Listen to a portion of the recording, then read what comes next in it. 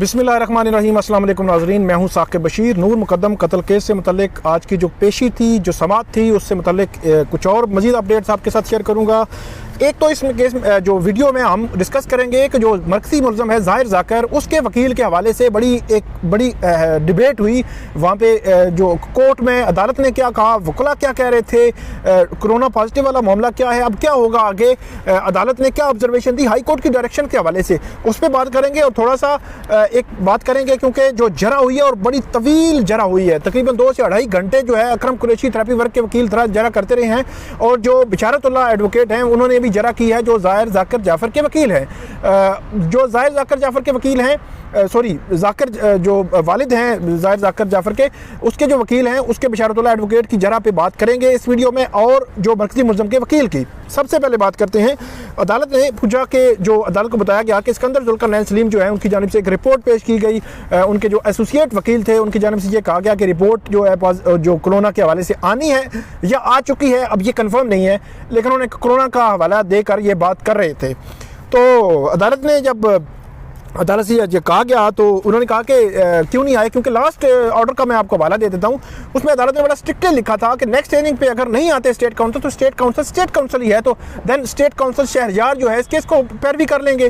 तो आज बड़े स्ट्रिक्ट थे जस्टिस जो एडिशनल सेशन जज हैं अता रबानी, और उन्होंने बड़ा स्ट्रिक्टली कहा, बार बार अकरम कुरैशी और बिशारतुल्लाह एडवोकेट ये कह रहे थे कि आप टाइम दे दें, वो नहीं आए। उनकी तरफ से जो जरा होनी है, फेयर ट्रायल है, जो ज़ाहिर ज़ाकर जाफ़र का वकील है सिकंदर जुल्करनैन सलीम, वो आए, वो जरा करेंगे, उनको टाइम दे दें। अदालत ने कहा कि बिल्कुल टाइम नहीं देंगे। अब मुकालमा क्या हुआ वो थोड़ा सा सुन लें। उन्होंने कहा, जज साहब ने कहा कि कुरैशी साहब, स्टेट काउंसिल आपके कहने पर मैंने बनाया था, वो आज भी अल्फाज मेरे जहन में है और एंड तक मेरे जहन में होंगे कि आपने कहा था कि जिस दिन सिकंदर जुल्करनैन सलीम यहाँ पे आए थे तो उनको वकालतनामा कहा गया था कि दस्तखत करवा ले, लेकिन दस्तखत नहीं हुए थे। उसके बाद आपने कहा था कि इनको स्टेट काउंसिल ही डिक्लेयर कर दें क्योंकि फेयर ट्रायल का तकाजा है। तो अल्टीमेटली हमने स्टेट काउंसिल डिक्लेयर कर दिया, और आपके ही ये अल्फाज थे।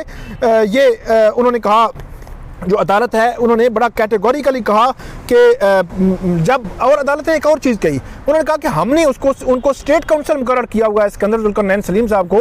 उन्होंने जब लास्ट टाइम यहाँ पे अपनी जो दरख्वास्त थी, एप्लीकेशन दी इंसैनिटी प्ली वाली, उसमें पूरे अपने चैम्बर का नाम लिख दिया। उन्होंने कहा कि बहुत सारी चीज़ें मैं इग्नोर कर देता हूँ, नहीं लिखता। एक स्टेट काउंसिल जो है वो स्टेट काउंसिल है, उन्होंने अपना सिर्फ नाम लिखनी है, चैम्बर का नाम वो कैसे लिख सकते हैं। तो फिर जो जज साहब थे, उन्होंने कहा कि जो स्टेट काउंसिल है, शहरयार खड़े हैं, शहरयार जो है वो उसको उसकी जानिब से करेंगे, जरा करेंगे या अडॉप्ट करेंगे जो दिगर जो जरा हुई है। आप जो है क्वेश्चंस कर लें, उनको टाइम दिया, टाइम आप 10 मिनट टाइम ले लें। उन्होंने कहा कि 10 मिनट टाइम हमें दे दें। बार बार जो कह रहे थे, आज मतलब हमें बड़ा स्ट्रिक्ट देखा एडिशनल सेशन जज अता रबानी को, और ख़ास तौर पर उन्होंने हवाला दिया जो डायरेक्शन है इस्लामाबाद हाई कोर्ट की जानिब से, उनकी जानिब से उन्होंने कहा कि ये मतलब बाकायदा तौर पर कहा गया है कि आपने ये इल्तवा नहीं देना। मतलब हम, अदालत ने कहा कि हम हाथ जोड़ के खड़े नहीं हो सकते और हमारी भी इज्जत है और हमने भी देखना है। दूसरे लफ्जों में ये डायरेक्टली कह रहे थे कि हम हाई कोर्ट को बार बार नहीं कह सकते कि हम मजीद डायरेक्शन, मजीद टाइम दें। तो उन्होंने कहा कि हमारी भी इज्जत है और हम हाथ जोड़ के खड़े नहीं हो सकते। ये बड़ा स्ट्रिक्ट था, और आज फर्स्ट टाइम एडिशनल सेशन जज अता रबानी को स्ट्रिक्ट देखा है हमने। बड़ा स्ट्रिक्ट, वो मतलब बार बार ये कह रहे थे कि आप जो है टाइम दे दें, उनको टाइम दे दें, मंडे का टाइम दे दें कि मंडे को वो आप शौकत मुकद्दम साहब पे आके जरा कर लेंगे, लेकिन अदालत स्ट्रिक्ट थी। उसके बाद टाइम, अदालत ने कहा 10 मिनट टाइम देते हैं, आप उनकी जानिब से सवाल पूछ लें और सवाल कर लें। उसके बाद जो शाह खावर थे वो आगे, उन्होंने बल्कि बिशारतुल्लाह एडवोकेट साहब ने कहा कि वो टीका शीका लगा के आ जाएंगे। जब कोविड का चल रहा था कि कोविड पॉजिटिव रिपोर्ट आनी है या हो चुके हैं, उसका चल रही थी बात, तो उन्होंने कहा कि वो टीका शीका लगा के आ जाएंगे तो जरा कर लेंगे मंडे वाले दिन। उन्होंने कहा ये कैसे हो सकता है यार, ये मतलब कोर्ट है, कोरोना पॉजिटिव तो 14 डेज मतलब 14 दिन गुजरने हैं, तो कैसे ये आप आ जाएंगे यहाँ पर। तो पर जब कोई बंदा नहीं ठहरेगा, साफ़ी भी भाग जाएंगे और सारी जो है वो इस तरह मतलब हो जाएगा। तो उन्होंने कहा जी, जो असद जमाल साहब है, उन्होंने कहा जी 6-6 फीट के फासले पर सारे खड़े हो जाएंगे। उन्होंने कहा जी मुद्दई जो हैं शौकत मुकद्दम, उनका बयान पे जरा करनी है, तो ये भी नहीं खड़े होंगे, तो फिर कैसा हो सकता है ये। तो बहरहाल ये मतलब ये थोड़ी सी डिबेट चलती रही।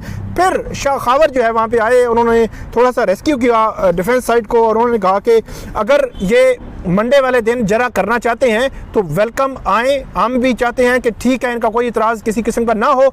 अगर मंडे वाले दिन आके जरा करना चाहते हैं तो हम अपने जो विटनेस हैं उनको ले आएंगे, आप जरा कर लें, लेकिन मंडे वाले दिन आना चाहिए। तो फिर जाके अदालत ने ये कहा कि ठीक है, जो स्टेट काउंसिल हैं वो आ जाएं। फिर बिशारतुल्लाह एडवोकेट जो हैं डिफेंस साइड से, उन्होंने ये कहा कि इनको टाइम दे दें मंडे का दिन, अगर वो आ जाएंगे तो टीका शीका लगा के तो डन वो कर लेंगे, अगर वो ना आइए तो उनका कोई एसोसिएट जो है वो जरा कर लेगा उनसे सवालात वगैरह पूछ कर। तो ये बड़ा इंपॉर्टेंट था कि उसमें मतलब एक कोविड पॉजिटिव जो है वो उसके बारे में मतलब ये कहा जा रहा था।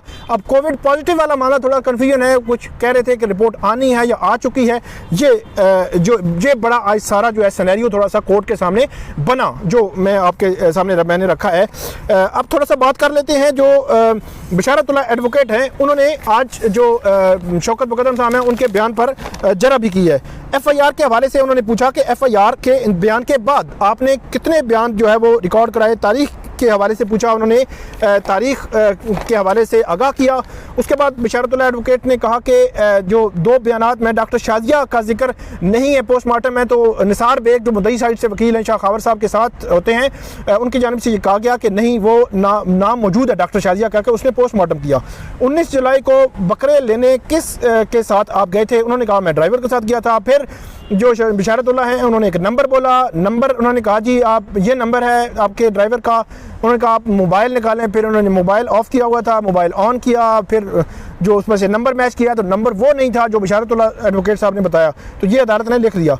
उसने कहा कि आप मोबाइल से देखकर जो है वो बता सकते हैं। उसने पूछा कि आपकी बीवी जो है वो किसके साथ वो गई हुई थी, तो वो बताया कि रिश्तेदारों के साथ वो F10 में गई हुई थी। उसके बाद कहा कि ये कहा गया दरमियान में वो ज़ाहिर जाकर जाफ़र जो मुलज़मान हैं उनकी जानिब से वो कुछ चीज़ें आ गई कि उनको बुलाएं।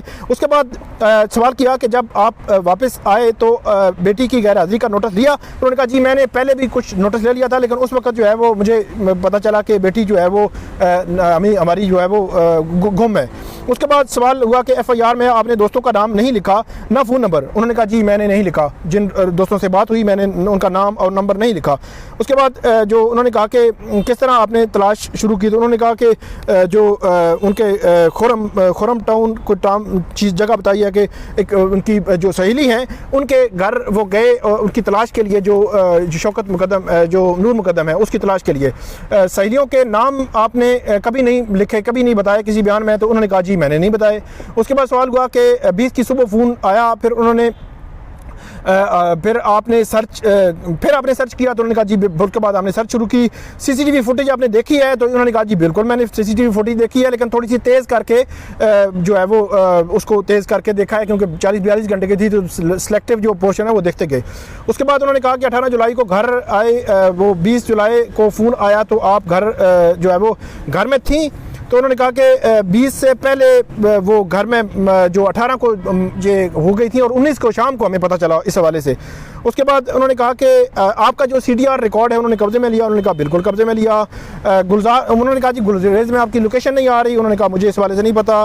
फिर उन्होंने कहा कि 20 को जब थाने बुलाया गया तो उसका जिक्र आपने नहीं किया? उन्होंने कहा बिल्कुल जो है वो उसका जिक्र नहीं किया। उसके बाद ये सवाल हुआ कि कब तक जो है वो तकरीबन आप घर जो है घर रहे हैं उस घर में? उन्होंने कहा पौने जो है वो 10 के टाइम जो है वो बताया, और उसके बाद 2 घंटे और उसका ज़्यादा टाइम जो उन्होंने इस हवाले से पुलिस को बताया। उसके बाद उन्होंने कहा कि पुलिस वहाँ पे क्या मौजूद रही है? तो उन्होंने कहा जी बिल्कुल पुलिस जो है वो यहाँ पे मौजूद रही है, और उसके बाद जो है वो मतलब ये यहाँ से चले गए। उसके बाद ये सवाल हुआ, मुख्तलिफ सवालात होते रहे कि रिपोर्ट आपने पढ़ी, कौन वहाँ पे मौजूद था। उसके बाद उन्होंने जो अकरम कुरैशी साहब हैं कुछ चीज़ें उन्होंने कहा कि कुछ सवालात जो है उनके जवाब जो है प्रोसिक्यूशन साइड से वो दिए जा रहे थे हिंट में, वो शायद उन्होंने महसूस किया, तो उन्होंने यहाँ पे एहतजाज किया। डेड बॉडी को पोस्टमार्टम किस वक्त भिजवाया गया? तो उन्होंने कहा कि तकरीबन पौने 12 बजे। पोस्टमार्टम करने वाले डॉक्टर को आपने नाम नहीं बताया? उन्होंने कहा बता दिया था, डॉक्टर शाजिया ने पोस्टमार्टम किया।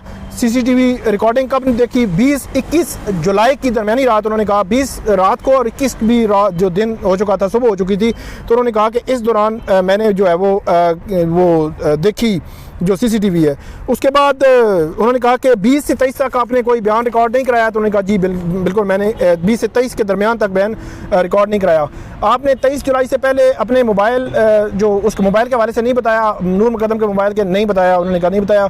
24 जुलाई को दरख्वास्त किसने लिखी थी, उन्होंने कहा जवाद जहाँ ने लिखी थी, और दस्तखत जो है वो मैंने किए थे, और ये बशारतुल्लाह एडवोकेट की जरा थी। अकरम कुरैशी की जो जरा है नेक्स्ट वीडियो में हम आपको बताएंगे। ये प्रोसीडिंग है आज की जो इस हवाले से हुई नूर मुकद्दम कत्ल केस की। आइंदा भी अपडेट आपको रखते रहेंगे। इस पर फीडबैक ज़रूर दीजिएगा, कमेंट ज़रूर कीजिएगा। बहुत शुक्रिया।